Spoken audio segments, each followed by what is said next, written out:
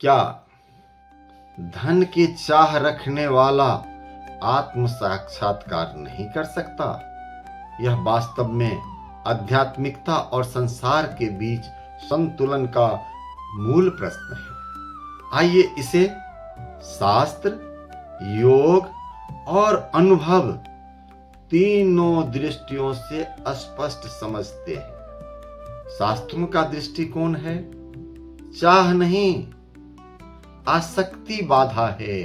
भगवत गीता के 3 अध्याय में भगवान कहते हैं, जो कर्म ईश्वर या लोक हित के लिए है वह बंधन नहीं देता, लेकिन स्वार्थ से किया गया कर्म बंधन बन जाता है। मतलब धन की चाह पाप नहीं है, स्वार्थ और लोभ के साथ जुड़ी चाह ही बंधन बनती है। अगर धन सेवा, कल्याण, साधना या स्थिरता के लिए है तो वह योग का हिस्सा है। धन और आत्मज्ञान विरोध नहीं, संतुलन का प्रश्न है।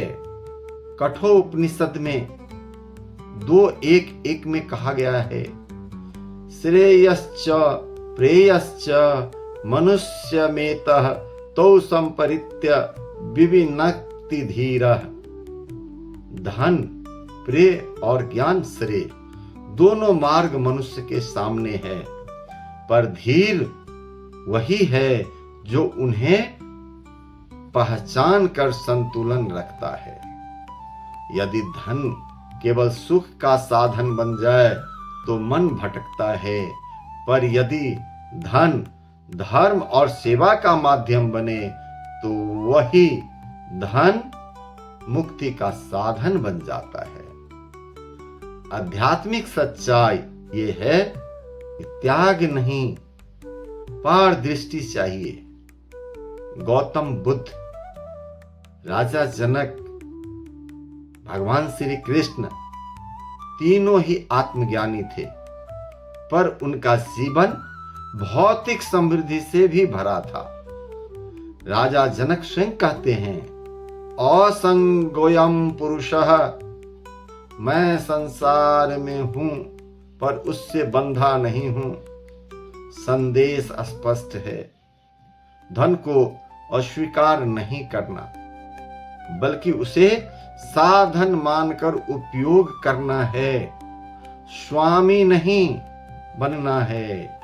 अनुभव सूत्र ये कहता है, धन की चाह और लोभ बंधन और चिंता देता है। धन की चाह और सेवा स्थिरता और आनंद देता है।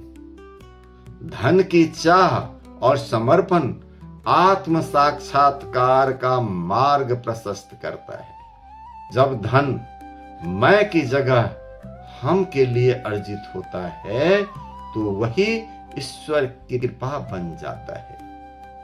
इसलिए धन समस्या नहीं, धन के प्रति आसक्ति समस्या है। जो धन को साधन बनाता है वह ईश्वर को पा सकता है। जो धन को स्वामी बना लेता है वह स्वयं खो जाता है। निष्कर्ष स्पष्ट है। शास्त्र कहता है, इच्छा नहीं, आसक्ति त्यागनी चाहिए। योग कहता है, धन का उपयोग साधना और सेवा में करो। अनुभव कहता है, संतुलन में ही आत्मज्ञान फलता है। जो व्यक्ति धन को ईश्वर की ऊर्जा मानकर उसका उपयोग लोक कल्याण, साधना और सेवा में करता है, उसके लिए आत्म साक्षात्कार और समृद्धि दोनों संभव है। प्रेम से बोलिए, राधे राधे।